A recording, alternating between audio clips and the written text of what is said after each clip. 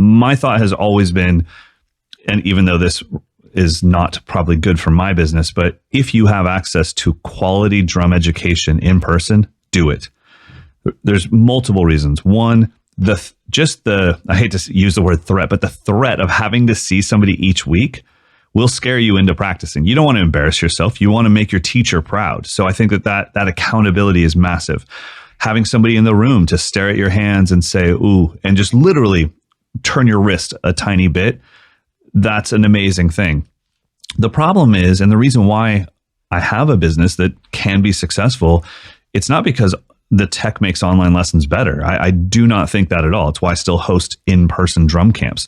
What I think is, I found out that there were a lot of people in the world that don't have access to a quality drum instructor.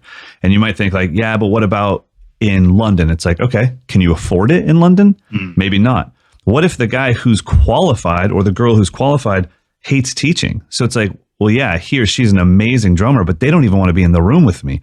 So it's like, okay, well, I think that you will lose out by having online lessons compared to in-person lessons with a fantastic teacher.